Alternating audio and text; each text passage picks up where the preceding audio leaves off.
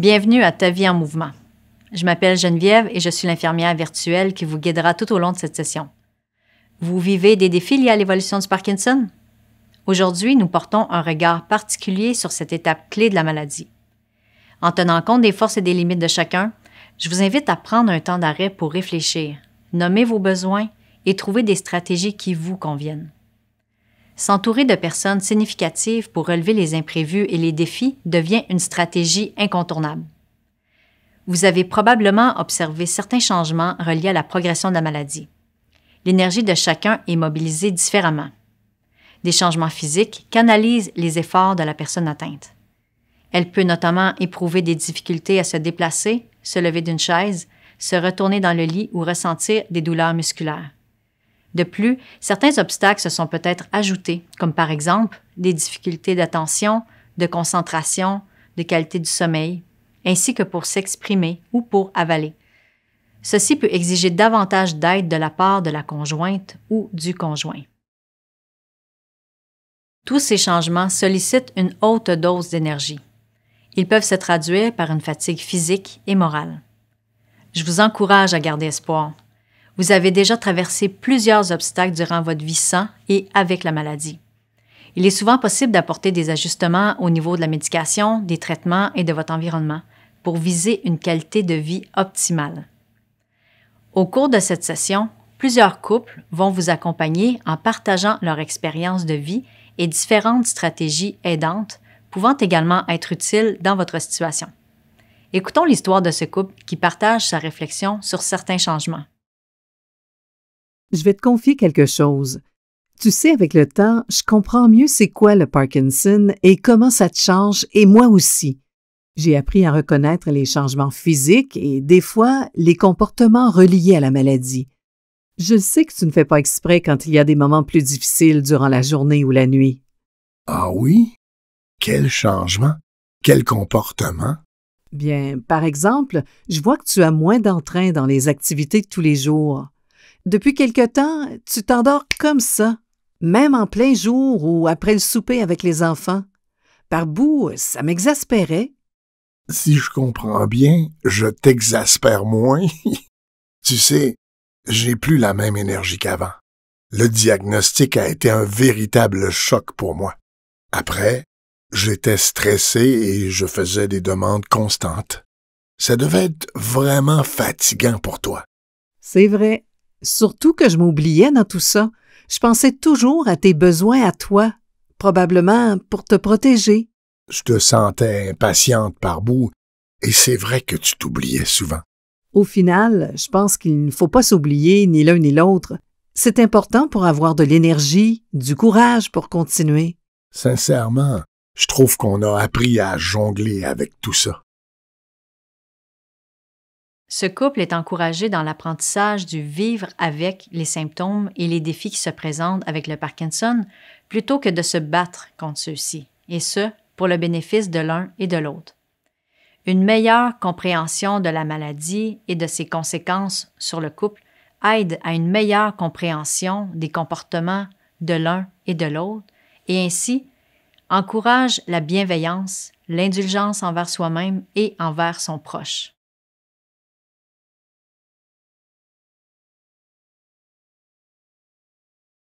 Les bouleversements du quotidien demandent plus d'attention, d'ajustement, d'adaptation et deviennent de plus en plus énergivores. D'où l'invitation faite au couple de prioriser autrement les tâches du quotidien. Je vous encourage à prendre un temps d'arrêt, de réflexion, pour reconnaître les changements apportés par la maladie, autant pour l'un que pour l'autre. De plus, ce constat devient une invitation à considérer les besoins de chacun et à les nommer. Ainsi, il sera possible de faire quelque chose pour répondre à ces besoins, se mobiliser et agir. Voici quelques questions que je vous propose pour soutenir votre réflexion. Avez-vous besoin d'aide pour accomplir vos tâches comme personne vivant avec le Parkinson? Avez-vous besoin d'aide comme proche aidant? Est-ce qu'il y a des tâches qui sont devenues trop exigeantes? Pouvez-vous différencier les tâches qui sont plaisantes de celles qui sont déplaisantes? Est-ce possible de conserver les tâches qui vous procurent du plaisir et de déléguer les moins plaisantes? Qu'est-ce que vous gagneriez à adapter votre environnement? Serait-il davantage sécuritaire? Et voyez-vous d'autres bénéfices? Si vous avez votre permis de conduire, comment envisagez-vous le moment où il faudra le délaisser? Connaissez-vous des personnes qui ont vécu cette transition et qui se sont réorganisées? Est-ce que le soutien moral de votre entourage pourrait être aidant dans votre quotidien? Est-ce que cela pourrait vous aider à maintenir une certaine énergie? Pour bien cerner vos besoins et y répondre, je vous encourage à poursuivre votre réflexion en consultant la fiche aide-mémoire « Liste des besoins ».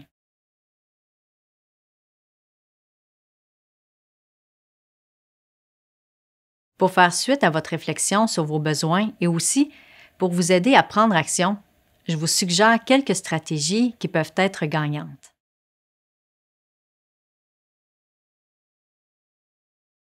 Depuis plusieurs années, votre parcours a été parsemé de difficultés que vous avez été capable de surmonter, seul, en couple ou avec l'aide d'autres personnes.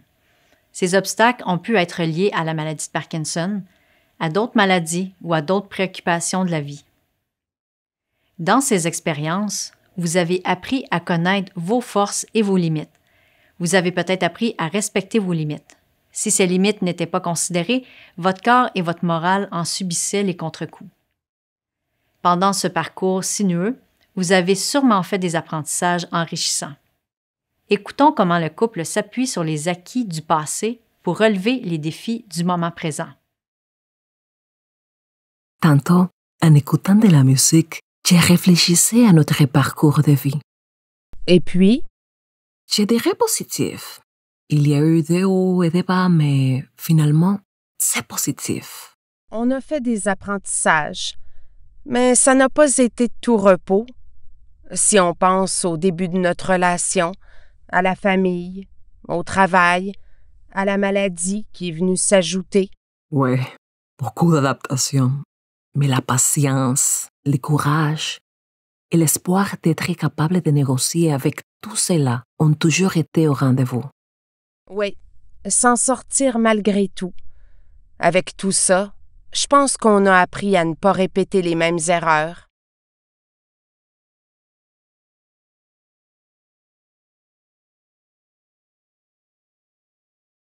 Plusieurs aidants ont réfléchi sur leurs besoins. Ils mentionnent qu'avec le temps, il devient primordial de se questionner sur les ressources et le répit disponibles pour que chacun trouve l'énergie et refasse ses forces pour être capable de continuer et de s'entraider. De plus, ils soulignent combien leur capacité de demander et d'accepter de l'aide de professionnels et de l'entourage permet d'alléger le quotidien et ainsi prévenir l'épuisement et l'isolement.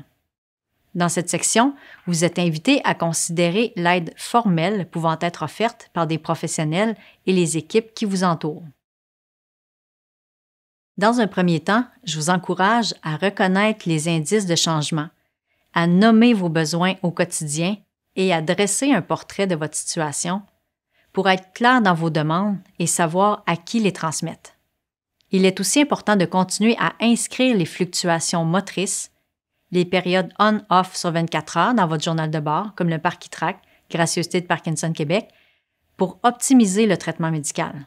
De plus, il pourrait être intéressant que chacun de vous ait son propre journal de bord pour y inscrire certains faits vécus ainsi que les émotions qui en découlent.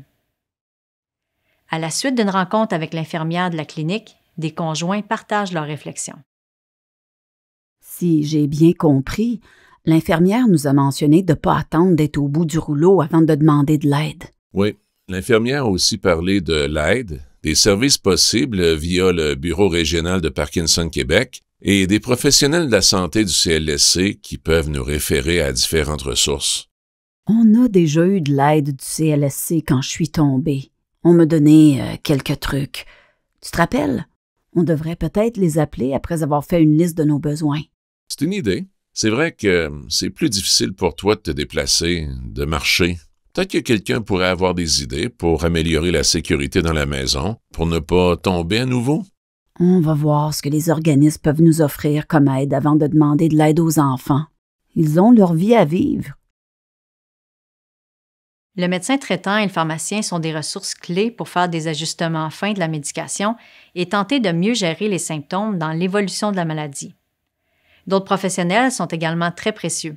On peut penser aux infirmières, ergothérapeutes, physiothérapeutes, travailleurs sociaux, orthophonistes, psychologues, nutritionnistes, etc.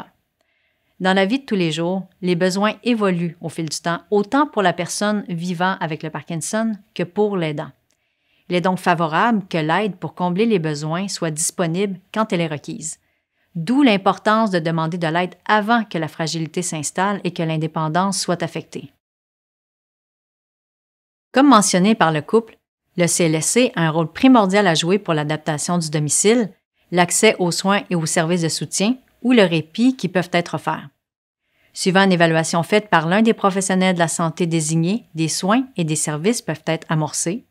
Par exemple, des soins physiques spécifiques, des suggestions d'adaptation du domicile, de l'hébergement temporaire pour la personne atteinte en cas de maladie du proche aidant ou un besoin de répit.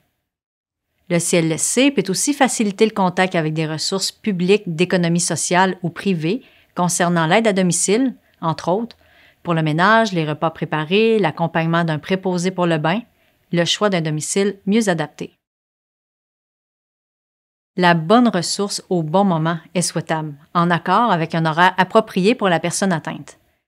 Nous savons aussi que cela implique d'autres enjeux, comme l'acceptation d'une ou des personnes apportant des soins dans votre domicile et se sentir respecté dans ce processus. Une communication fluide et l'expression claire des besoins faciliteront un respect mutuel.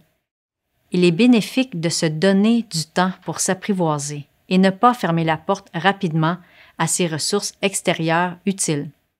De plus, M. David et Mme Daniel réfèrent à l'organisation de Parkinson Québec, aux services offerts par les organismes régionaux, ainsi que la ligne d'information et de soutien pour la personne atteinte et son proche aidant.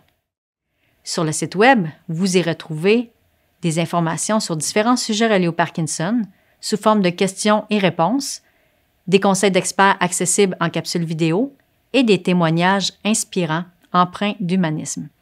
Ces capsules Web abordent plusieurs sujets pertinents, dont la communication, l'amélioration de la dysphagie, c'est-à-dire la difficulté à avaler, la marche, la posture, etc.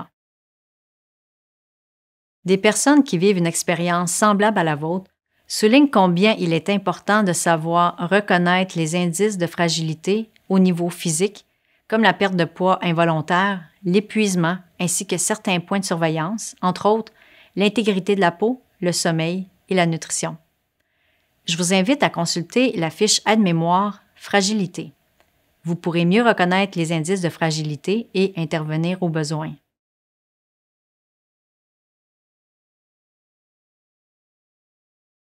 Nous venons de considérer l'aide formelle possible concernant les services, les soins et le répit si vos besoins sont plus difficiles à combler lorsque la fragilité s'installe.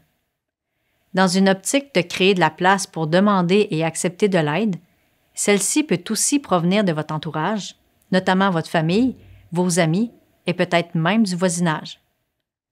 Je vous propose ici quelques éléments de discussion et de réflexion concernant le soutien possible de votre entourage. Qu'en est-il de l'aide de votre entourage? En avez-vous déjà demandé? Est-ce qu'on vous en a déjà offert? L'avez-vous accepté? Quelles seraient les personnes à privilégier? Qui peut vous aider de près ou même à distance? Quelle est leur compréhension des enjeux reliés à la maladie pour vous deux? Si de l'aide vous est offerte, que ferez-vous?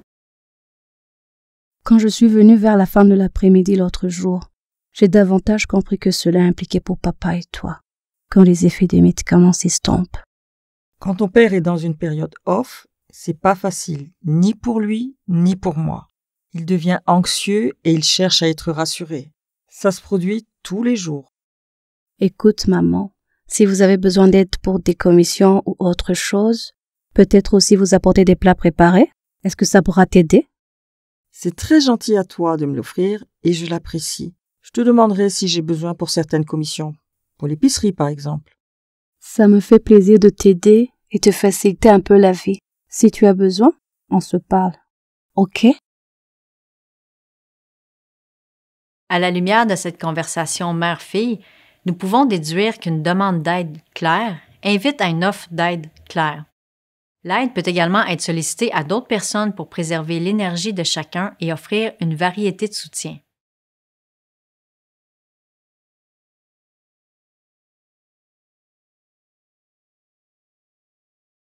La richesse de vos expériences de vie vous a donné la force de composer avec les responsabilités et de relever des défis ensemble. Malgré l'évolution de la maladie, votre conjoint ou conjointe peut offrir une présence pour vous accompagner dans le quotidien. Comme nous l'avons déjà mentionné, les besoins sont là et deviendront de plus en plus grandissants pour les deux. Le défi de préserver son autonomie mérite qu'on s'y attarde. Peut-être que des services à domicile sont déjà en place? Si nécessaire, du soutien ponctuel peut devenir plus fréquent. Votre domicile est-il adapté pour préserver votre sécurité et votre autonomie? Il y aurait peut-être d'autres adaptations à faire. En ce sens, les conseils d'une ergothérapeute, via le CLSC ou en pratique privée, pourraient vous être utiles concernant les éléments adaptables ainsi que les subventions possibles. Si des travaux à l'extérieur de la maison sont nécessaires, des services pour cet entretien pourraient vous libérer de certaines tâches, comme la tonte du gazon, le déneigement, etc. Et si vous avez déjà fait ces adaptations, y en a-t-il d'autres à considérer? Peut-être avez-vous réfléchi à un milieu de vie qui pourrait être mieux adapté à votre réalité? Les indices suivants peuvent être à l'origine de cette réflexion. Si vos besoins ne sont pas comblés et ou devenus trop complexes à gérer, si la fragilité et la diminution de l'autonomie s'installent, si l'aide à domicile est insuffisante ou n'est pas toujours au rendez-vous, si la santé et l'énergie d'un de vous deux sont en péril. Si l'un de ces indices est présent, des émotions mélangées pourraient surgir et c'est tout à fait normal. L'ambivalence crée un inconfort et rend la gestion du quotidien plus complexe. La travailleuse sociale du CLSC ou en pratique privée peut vous aider pour cibler d'autres possibilités d'aide à domicile. Elle pourrait aussi vous guider dans une démarche pour trouver un endroit qui tient compte de vos besoins évolutifs, de l'autonomie ou non de chacun, de vos finances, de vos besoins physiques, psychologiques et sociaux. Des conseillers en habitation, dont les services sont généralement gratuits, peuvent aussi vous aider dans la recherche d'un milieu de vie adapté. Merci de votre disponibilité pour nous parler. Mon mari et moi avons fait certains constats et nous avons des questions à vous poser. Ça me fait plaisir de vous voir.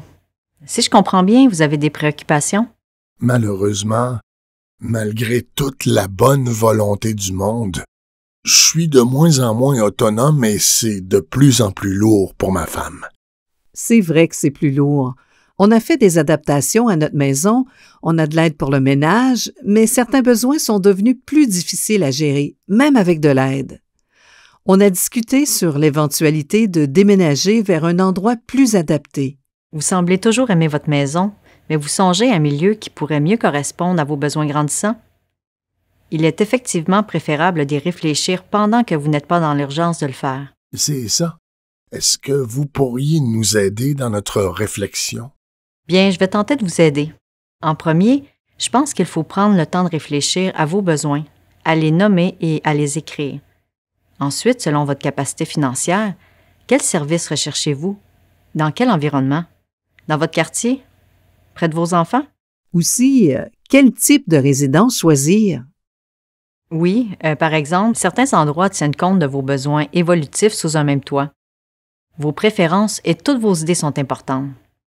On peut faire une liste des choses qui sont importantes pour vous. Cette liste est-elle satisfaisante pour vous deux? Y a-t-il autre chose à ajouter selon vous? On est ouvert à considérer différentes possibilités. On a même réfléchi qu'on voudrait être près de l'ascenseur et aux étages inférieurs. C'est un bon point de départ pour considérer les différents choix qui s'offrent à vous. Je vous invite à retourner à cette liste à tête reposée, à la compléter au cours des prochains jours et à en parler avec vos enfants, la travailleuse sociale ou une autre personne qui pourra vous accompagner dans cette démarche. Dans cet échange, Mme Anne et M. Alexandre osent dire leurs préférences intimement liées à leur qualité de vie pour faire un choix judicieux et favorable pour eux. Je vous encourage aussi à discuter ensemble et avec vos proches des éléments à prendre en compte pour vous. je vous invite à consulter la fiche Aide-mémoire Guide des ressources. Ce guide contient une mine d'or d'informations pour vous et pour votre proche.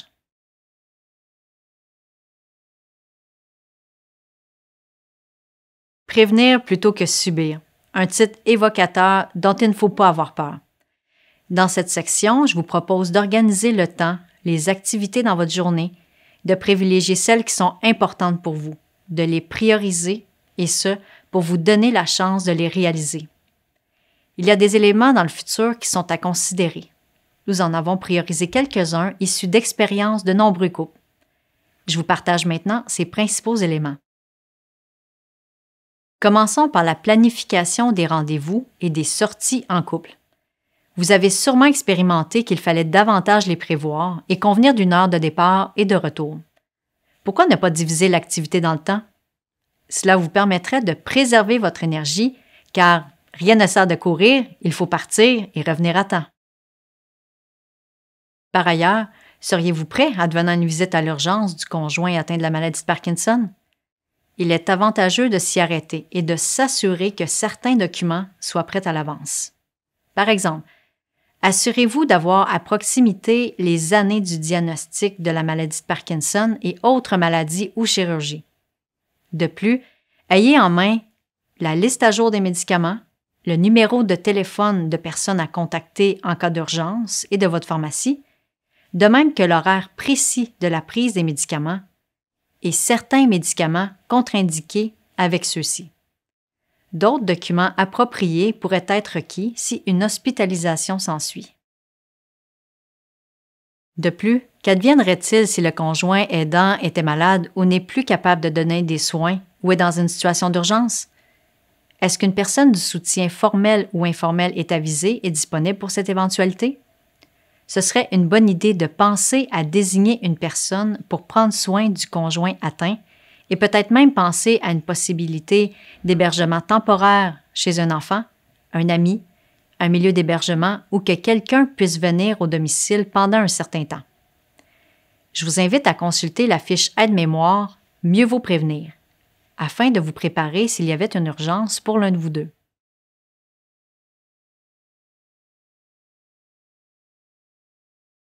Un autre élément à considérer, et non le moindre, est l'aspect financier.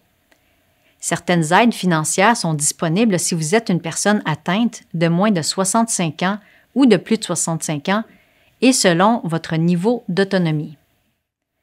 D'autres ressources existent si votre conjoint doit s'absenter temporairement du travail pour vous aider.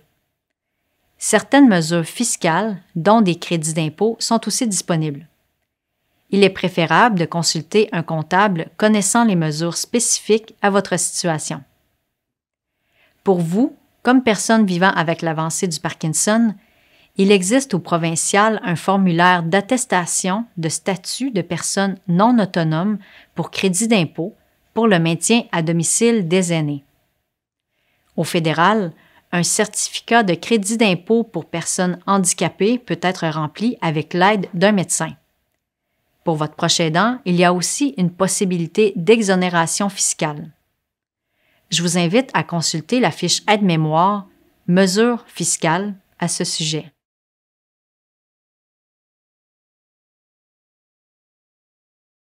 Avec la fragilité qui s'installe, il est favorable de discuter et de planifier ensemble pendant que vous avez toutes vos capacités intellectuelles. En parler n'aggrave pas la situation. Cette réflexion pourrait permettre de prolonger votre autonomie à domicile, d'alléger le rôle de l'aidant et de veiller à respecter les volontés et les limites de chacun. À cet effet, je vous invite à considérer des éléments qui méritent votre attention. Un notaire ou des témoins qui ne sont pas des membres de votre famille ni vos bénéficiaires pourraient être pertinents dans les démarches suivantes. Si vous avez déjà fait votre testament, est-il à modifier compte tenu de la situation actuelle? S'il n'est pas rédigé, je vous encourage fortement à le faire avec les conseils d'un professionnel du droit. Si le conjoint atteint a plus de difficultés à se déplacer, à se concentrer ou à communiquer, la procuration s'avère indispensable. Elle permet entre autres à l'aidant de payer les comptes et de faire affaire avec les services gouvernementaux pour la personne aidée. Ce document peut être signé par un commissaire à l'assermentation dans une institution financière. Si l'inaptitude s'installe chez la personne atteinte ou chez l'aidant, le mandat de protection devient nécessaire. Au préalable, il faut avoir choisi un ou des mandataires qui prendront des décisions à votre place, selon vos volontés discutées préalablement. Ces décisions pourraient concerner, par exemple, votre bien-être, votre santé et vos biens, quand vous ne pourrez plus le faire vous-même. Le notaire peut vous aider dans cette démarche, de même que pour le processus d'homologation du mandat. Quant aux directives médicales anticipées, elles vous permettent de faire savoir à l'avance les soins de santé que vous voulez ou ceux que vous refusez dans une situation où vous seriez incapable d'y consentir. Sachez qu'il est toujours possible de les modifier dans le temps. Vous pouvez aussi les enregistrer dans un registre de l'assurance maladie du Québec ou chez le notaire. Ces directives guideront et faciliteront la tâche de vos proches afin que vos choix soient respectés au moment opportun. Ces choix concernent la réanimation cardio-respiratoire, la ventilation mécanique, la dialyse, l'alimentation par tube ou l'hydratation par perfusion intraveineuse. En collaboration avec le médecin qui vous suit ou lors d'une hospitalisation, la notion de niveau de soins sera abordée. Il s'agit d'un moment clé de réflexion et d'échange entre vous et vos proches, de même qu'avec les médecins et l'équipe traitante. Ceci vise à établir des objectifs de soins réalistes et pertinents sur le plan clinique, tout en étant conformes avec vos objectifs de vie, vos valeurs et vos volontés. Lors de cette réflexion, je vous invite à vous poser les questions suivantes. Qu'est-ce qui est important pour vous dans la vie en tenant compte de la ou des maladies qui vous touchent? Qu'en est-il de votre autonomie et de votre bien-être? Qu'êtes-vous prêt à supporter pour vivre plus longtemps? Êtes-vous prêt à vivre avec les conséquences qui pourraient survenir dans le traitement de complications? Vous aurez à vous poser ces questions à plusieurs reprises dans le futur. Revisiter vos choix est normal parce que toute situation de santé évolue dans le temps. En parler, poser des questions et réfléchir sur vos valeurs et sur ce qui est précieux pour vous sont des ingrédients essentiels pour exercer votre pouvoir d'agir et faire des choix éclairés. En parler, ça n'empire pas la situation. Ça permet à nos proches de nous représenter si on n'est pas en mesure de s'exprimer.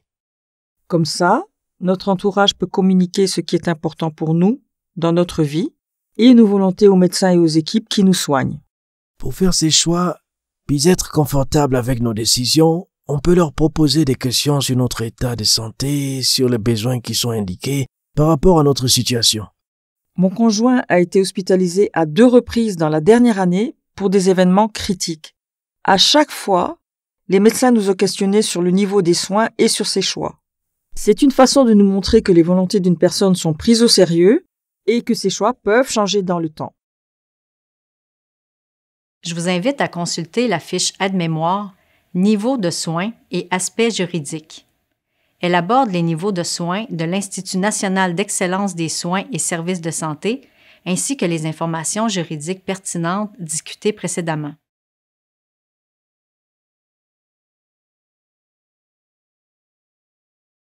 Avec l'annonce du diagnostic ou peu de temps après, vous avez peut-être osé penser au futur. Après ma barre, planifier ce qui s'en vient pouvait s'avérer déprimant. Par la suite, planifier le futur pouvait être aussi une façon de garder ou de prendre un certain contrôle sur votre vie. Probablement, vous avez aussi développé une philosophie au jour le jour.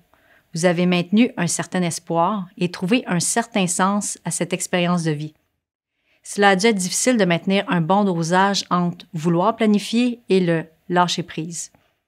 Dans tout cela, viser une qualité de vie optimale et un certain bien-être a certainement été une préoccupation dans tout votre parcours. Cet objectif de viser une qualité de vie optimale est intimement lié à l'approche palliative en contrôlant mieux les symptômes, la douleur dans toutes ses dimensions, tant physique, psychologique, sociale, spirituelle, culturelle et éthique. Cette approche dite palliative peut s'adapter ou devrait s'adapter à toute maladie chronique dans son parcours, comme le Parkinson, et non seulement à la phase terminale d'une maladie. Le Parkinson évolue au fil des ans. Il y a eu des marqueurs de temps où il y avait un constat de la progression de la maladie et où vous avez eu à prendre certaines décisions. Ces marqueurs de temps vous ont peut-être amené à vous questionner, à savoir où est-ce que vous vous situez sur la trajectoire de la maladie entre le moment du diagnostic et maintenant. Dans ces moments, vous avez probablement tenté d'évaluer les conséquences des changements constatés ainsi que la lourdeur du fardeau pour chacun. De plus, vous avez possiblement pensé à aller chercher de l'aide et à qui en demander pour vous accompagner. Votre capacité à combler vos besoins avec les services offerts ainsi que la qualité des services reçus ont un rôle déterminant à jouer dans la trajectoire et dans les décisions à prendre pour le mieux-être de chacun. Nous avons vu que ces préoccupations et ces décisions à prendre concernent aussi les aspects légaux, incluant la procuration, le mandat de protection, le testament à jour et les soins à venir, incluant les directives médicales anticipées et le niveau de soins. Tout être humain au stade avancé d'une maladie telle le Parkinson ou en soins de fin de vie a le droit au respect de son autonomie, ses volontés, ses besoins, sa sécurité. Une communication libre, ouverte et éclairée avec l'équipe soignante et vos proches s'avère aussi essentielle. Par exemple, prendre le temps de se renseigner et de faire des choix sur des sujets plus délicats, comme les directives médicales anticipées, les soins palliatifs à domicile ou ailleurs, de même que prévenir et apaiser les souffrances, font appel à une discussion honnête, empreinte de respect. Il en va de même pour tout soin de fin de vie, incluant l'aide médicale à mourir, si cette option était envisagée. Je vous invite à réfléchir sur comment communiquer vos volontés avec les personnes appropriées, l'équipe traitante, ainsi qu'avec votre entourage. Pour alimenter votre réflexion à ce sujet, je vous invite à consulter la fiche aide-mémoire « Soins palliatifs et de fin de vie ». Comme vous avez pu le constater, la vie laisse des indices quand ça va moins bien et que la fragilité s'installe, notamment au niveau de la santé physique et psychologique, ainsi qu'au niveau cognitif. Le proche aidant qui accompagne peut aussi ressentir une impuissance en regard de son rôle qui prend de plus en plus de place et devant tous ces indices qui s'accumulent. Dans ces moments, la qualité de la communication, la fluidité des échanges, l'ouverture, le souci de soi et de l'autre créent des opportunités, des moments propices aux discussions sur des sujets délicats mais qui font partie de la vie.